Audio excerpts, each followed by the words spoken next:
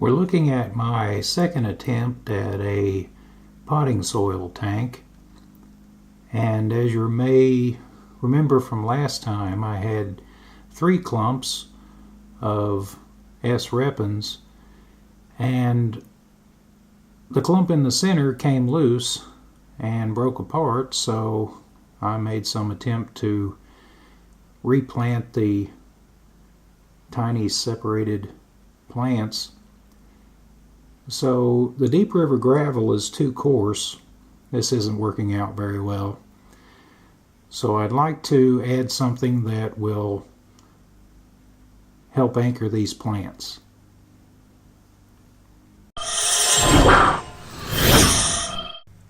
This is fluorite, and I rinsed it thoroughly. Now, some would say that rinsing it is counterproductive, because if you do that, you are rinsing away the nutrients that are intended for their plants. Well, if you don't rinse it, it clouds the water terribly. Now, that will clear up over time. However, I'm not concerned about doing away with the nutrients, because the potting soil in this tank should provide plenty of nutrients for these plants. I don't want to bury the plants, but I do want to provide this fine fluorite, keep them from floating away. And the fluorite is orange in color, and that should complement the green of the plants very well.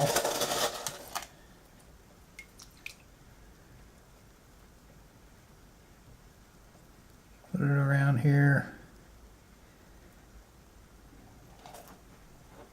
Appear to have buried these tiny sprigs almost.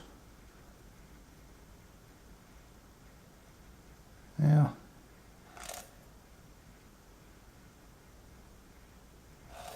Hopefully they'll be able to come back after all this trauma. If not, the other 3 plants hopefully will propagate and fill in the gaps eventually.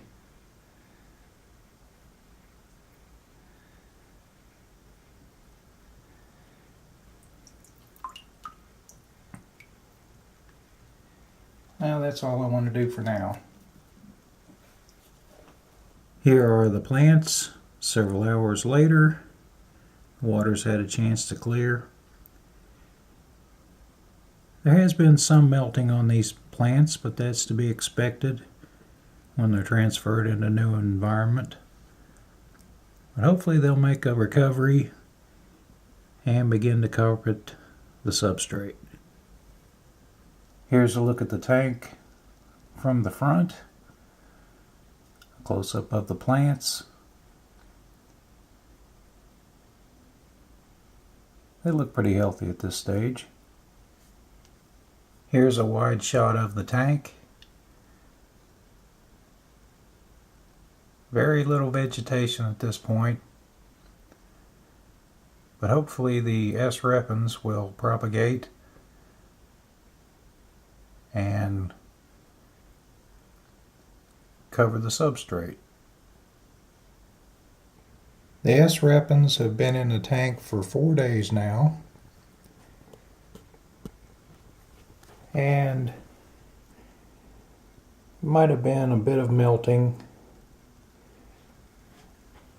The clump in the center came up. I did my best to replant those tiny twigs, but they may or may not survive. But 3 clumps are still doing well. It's been a bit of melting, and I've lost a few leaves, but hopefully we'll make a comeback and spread in the substrate.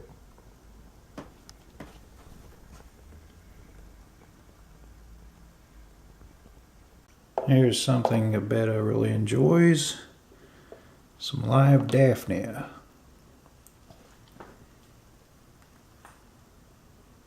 There, he got one.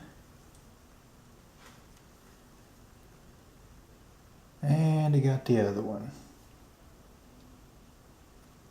The Java moss in my first potting soil tank continues to grow. It's looking very nice.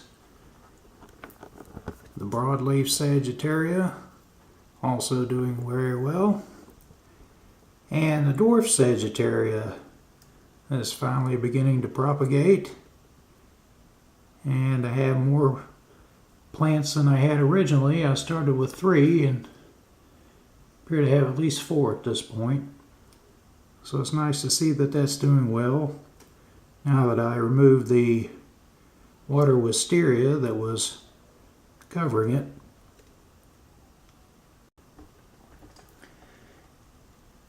Water sprite also doing well. It's kind of a spindly plant, but it looks pretty good.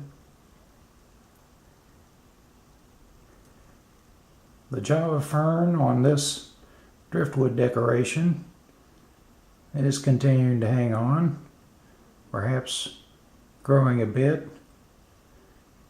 May even be a few new leaves on it.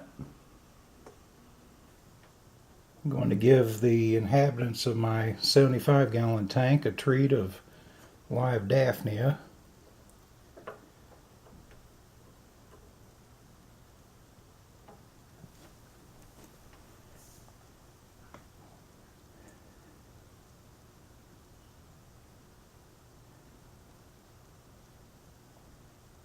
And they certainly are enjoying them. True Siamese algae-eaters, female black mollies, and male fancy guppies all enjoy this live food. Some of them are going to be adventurous enough to go right in the net to devour this treat.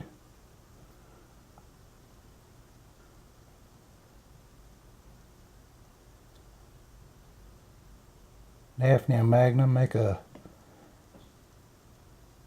excellent treat for all types of small tropical fishes. I rearranged the driftwood a little bit to help hide the intake so they hang on the back filter. There's anubias on both sides of that driftwood decoration. And over here, I've added 3 water wisteria plants. Nice lush green area. And there are anubias on these driftwood decorations as well.